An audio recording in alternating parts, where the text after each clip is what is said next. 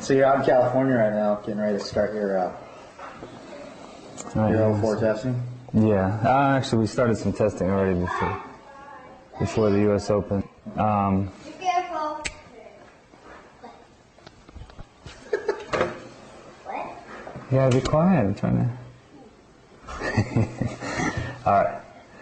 So you started? Yeah, we started a little bit testing for the U.S. Open, and then now I basically the weather changes in Indiana, so I come out for basically the winter, so I can ride and train and get ready for the season. Is your 04 bike a lot different from your 03? Not tons different. The biggest thing this year is we have to change for the unleaded fuel, and that really isn't a production issue. It's just something we have to do for the racing. So we're basically trying to get the jetting and the power to where it needs to be, and also just try to progress from where we're at in 03. How much of an issue is the unleaded gas for you guys? I know 125 guys are struggling with it. Yeah, it's kind of a pain in the butt because I'm really sensitive about jetting, and it just doesn't burn as clean as the other fuel we used, and so that part's been really difficult for me to get it where I like the feel of it and where it performs, like I like. So it's just a little wrench in the plan, and we just gotta work it out.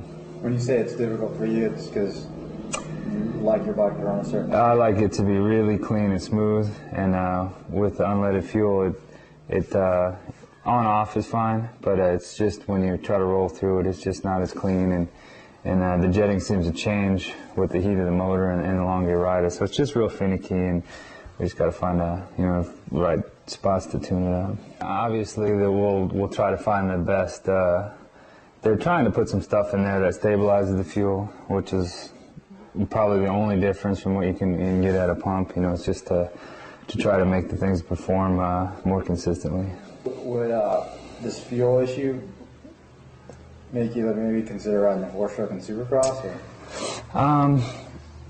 It's an easy fix for for a lot of people, but I personally will probably stick with the 250 just because I feel like in Supercross that I can attack obstacles and ride harder with it. So this year then, is it official now? You're a Supercross only guy?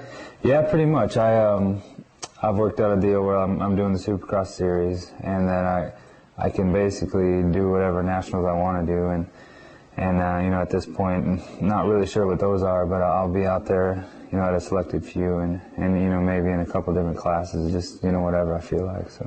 Might see you on 125? Well, yeah, maybe one of the new Honda 250 4-strokes, yeah.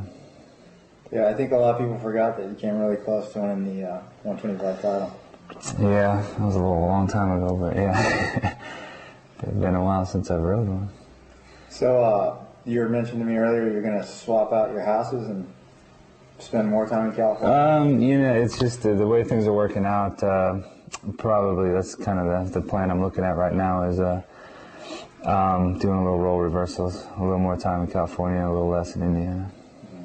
You were a 250 solid contender when McGrath was still on 125, aren't you? Yeah.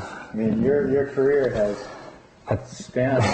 Do you have the longest pro motocross career of anyone out there? I think so. I think me and Larry Ward are even, and as many races as we've had, but don't really know the stats. I do know that I think it was in '89 that I remember seeing something that had a podium trophy in the 250 class. That was a pretty long time ago. So what has kept you going for this long? I still like racing. I mean, I like that every year I get to start over and have a new challenge, and there's new guys coming up and the bar's raised, and it gives you something to work at, and I still like it, and I have fun riding a motorcycle, and that's kind of what keeps me going. Can you imagine? I mean, now that full-time retirement might be, you can envision it now. Can you even imagine your life without racing? No, and that's part of the reason why. I mean, I'm getting to the point where you can see the end of the tunnel, and I don't want to just jump out of it and wish I didn't. So I just want to take my time, maybe do a few less races a year, and make sure that I'm ready to walk away when I do.